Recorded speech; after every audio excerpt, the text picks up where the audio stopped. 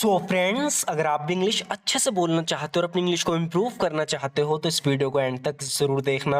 आपको बहुत कुछ सीखने को मिलेगा। सो फ्रेंड्स, बिना किसी देरी के शुरू करते हैं आज की अपनी इस बेहतरीन वीडियो को। सो फ्रेंड्स, यहाँ पर ही किससे गुस्से में कह रहा है कि क्या तुम मुझे मारने की धमकी दे रहे हो। तो कोई है सामने जो इसे धमका रहा है, तो उससे कह रहा है कि are you giving me a death threat. Are you giving me a death threat. क्या तुम मुझे मारने की धमकी दे रहे हो। Are you giving me a death threat. या इस तरीके से भी आप कह सकते हो, are you threatening to kill me. Are you threatening to kill me. क्या तुम मुझे मारने की धमकी दे रहे हो। Are you threatening to kill मी। मैं धमकियों से नहीं डरता। कह रहा है कि I am not afraid of these threats. I am not afraid of these threats, यानी मैं इन धमकियों से नहीं डरता। I am not afraid of these threats. अगर मैंने उसकी मदद करने का फैसला कर लिया है तो मैं करूँगा। सामने वाला इंसान इससे कह रहा है कि किसी की मदद मत करो, यानी कोई इससे मदद मांग रहा है, वो कह रहा है कि उसकी मदद मत करो। ये कह रहा है कि मैं करूँगा। कह रहा है कि if I have decided that if I help him I will. कह रहा है कि मैंने फैसला कर लिया, अगर मैं उसकी मदद करूँगा तो करूँगा। I have decided that if I help him I will. अगर मैंने उसकी मदद करने का फैसला कर लिया तो मैं करूँगा।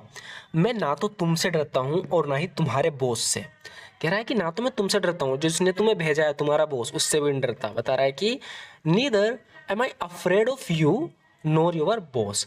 तो इस तरीके से हम बोलेंगे जब नीदर को हम पहले ले आते हैं, फिर हेल्पिंग वर्ब को, फिर सब्जेक्ट को। तो neither M I afraid of you NOR your boss, यानी मैं ना तो तुमसे डरता हूँ ना ही तुम्हारे बॉस से। Neither M I afraid of you NOR your boss. या आप ऐसे भी कह सकते हो, I fear neither you NOR your boss. ये बहुत आसान है, आपको सिंपली बोलना है I fear neither you NOR your boss, यानी मैं डरता हूँ ना ही तुमसे और ना ही तुम्हारे बॉस से। I fear neither you NOR your boss. लेकिन अगर आप नीदर को पहले लाओगे तो फिर स्ट्रक्चर का पूरा यूज़ करना पड़ेगा। नीदर पहला आएगा, उसके बाद जो भी हेल्पिंग वर्ब होगी, do, does, have, has, am, I, are, जो भी होगी वो आएगी। अगर नीदर पहला आ रहा है, neither M I afraid of you NOR your boss, ना तो मैं तुमसे डरता हूँ और ना ही तुम्हारे बॉस से। तो यहाँ पर नीदर के बाद हमने एम फ्रेज हेल्पिंग वर्ब का यूज़ किया है, फिर आई सब्जेक्ट का। तो neither M I afraid of you NOR your boss, ना तो मैं तुमसे डरता हूँ ना तुम्हारे बॉस से। सिंपली हम बोलेंगे I fear neither you NOR your boss, ना तो मैं तुमसे डरता हूँ ना ही तुम्हारे बॉस से। ये बात तुम अच्छे से जानते हो और तुम्हारा बॉस भी। कह रहा है कि मैं तुमसे नहीं डरता ना तुम्हारे बॉस से, और ये बात तुम अच्छे से जानते हो और तुम्हारा बॉस भी जानता है। इंग्लिश में बोलेंगे you are well aware of this and so is your boss. You are well aware of this. तो हमने यहाँ पर नो का यूज़ नहीं किया, अवेयर का किया है। तो कह रहा है कि you are well aware of this, तुम इससे अच्छे से अवेयर हो। अवेयर मतलब जागरूक हो, जागरूक मतलब जानते हो। You are well aware of this, तुम इससे अच्छे से जागरूक हो, अच्छे से अवेयर हो, तुम इसे जानते हो। And so is your boss, और तुम्हारा बॉस भी जानता है कि मैं तुमसे नहीं डरता। ये बात तुम अच्छे से जानते हो और तुम्हारा बॉस भी। You are well aware of this and so is your boss. या आप ऐसे भी कह सकते हो कि you know this well and your boss does too. You know this well and your boss does too, यानी ये बात तुम अच्छे जानते हो, तुम्हारा बॉस भी। अगर तुम मेरे रास्ते में आते हो तो मैं तुम्हें मार दूंगा। बता रहा है कि if you cross my path I will kill you. If you cross my path, इसका मतलब है कि अगर तुम मेरे रास्ते में क्रॉस करते हो, यानी कहने का मतलब है कि मेरे रास्ते में आ जाते हो, मुझे मेरा काम नहीं करने देते, आई विल किल यू, तो मैं तुम्हें मार दूंगा। If you cross my path I will kill you, अगर तुम मेरे रास्ते में आते हो तो मैं तुम्हें मार दूंगा। मैं खून खराबे से नहीं डरता। अब इसे इंग्लिश में हम बोल सकते हैं, I am not afraid of blood shed. Blood shed मतलब खून खराबा। I am not afraid of blood shed, यानी मैं खून खराबे से नहीं डरता। लेकिन इससे बेहतर तरीका से बोलने का हम कहेंगे, I am not afraid of violence, यानी मैं वॉयलेंस से नहीं डरता, मैं मार धाड़ से, खून खराबे से नहीं डरता। I am not afraid of violence, I am not afraid of violence, मैं वॉयलेंस से नहीं डरता। याद रखना, मेरे पीछे आए तो मारे जाओगे। कह रहा है कि remember if you come after me you will be killed. Remember if you come after me, इसका मतलब है कि याद रखना, अगर तुम मेरे पीछे आते हो ना, या अगर तुम मेरे पीछे आए, यू विल बी किल्ड, तो तुम मारे जाओगे। Remember if you come after me you will be killed. मैं जितना खतरनाक दिखता हूँ ना, उससे कई गुना खतरनाक हूँ। बता रहा है कि I am much more dangerous than I appear. यानी जितना मैं अपीयर होता हूँ ना, जितना खतरनाक, मुझसे बहुत ज़्यादा खतरनाक हूँ। I am much more dangerous than I appear.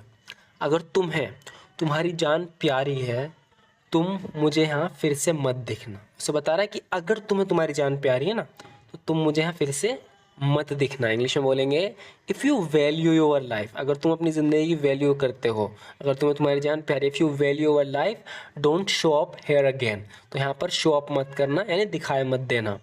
If you value your life don't show up here again. अगर तुम्हें अपनी जान प्यारी है तो यहाँ फिर से मत दिखना। मैं आखिरी बार कह रहा हूँ, मुझसे दूर रहना। यहाँ पर ही कह रहा है कि I am saying it one last time stay away from me. I am saying it one last time stay away from me, यानी मैं आखिरी बार कह रहा हूँ, मुझसे दूर रहना। उम्मीद करता हूँ तुम मेरी बात को समझ गए होंगे। यहाँ पर इससे कहना चाह रहा है कि जो मैंने तुमसे कहा ना, मुझे उम्मीद है तुम वो समझ गए होंगे। इंग्लिश में बोलेंगे आई hope you have understood what I said. I hope you have understood what I said, यानी मुझे उम्मीद है जो मैंने कहा वो तुम समझ गए होंगे, तुम मेरी बात को समझ गए होंगे। I hope you have understood what I said. तरीके से भी कह सकते हैं कि I hope you have comprehended my point, यानी जो मेरे पॉइंट है कहने का, जो मैंने बात कही, जो मैंने पॉइंट है मेरे कहने का, मुझे उम्मीद है वो तुम समझ गए होंगे। I hope you have comprehended my point. I hope you have comprehended my point, मुझे उम्मीद है तुम मेरे पॉइंट को समझ गए होंगे, मेरी बात को समझ गए होंगे।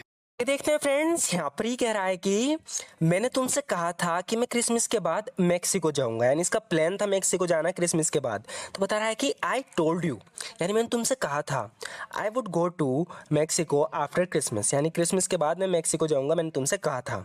आई told you I would go to Mexico after Christmas.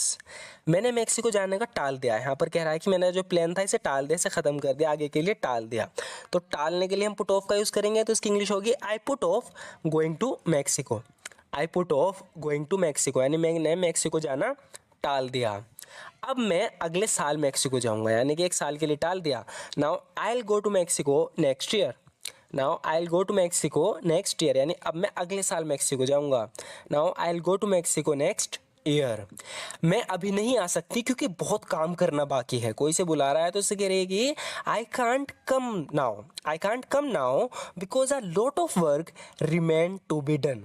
Remain to be done यानी बाकी है करना। I can't come now because a lot of work remain to be done. मैं अभी नहीं आ सकती क्योंकि बहुत काम करना बाकी है। मैं फ्री होती तुम्हारे पास आ जाऊंगी। इस इंग्लिश में बोलेंगे I will come to you as soon as I get free. As soon as का मतलब है जैसे ही मैं फ्री होती हूँ। As soon as I get free I will come to you, मैं तुम्हारे पास आ जाऊंगी। I will come to you as soon as I get free, जैसे मैं फ्री होती हूँ तुम्हारे पास आ जाऊंगी। माफ़ करना, कल मुझे तुमसे बात करने का मौका ही नहीं मिला। इसे इंग्लिश में बोलेंगे I am sorry I didn't get a chance to talk with you yesterday. I am sorry I didn't get a chance to talk with you yesterday. माफ़ करना, मुझे कल तुमसे तुम्हारे साथ बात करने का मौका ही नहीं मिला। I am sorry I didn't get a chance to talk with you yesterday. मैं काम में बहुत व्यस्त थी। काम में बहुत व्यस्त, इसे इंग्लिश में बोलेंगे I was so busy with work. तो ध्यान रखना है विद आएगा, इन नहीं आएगा। I was so busy with work, यानी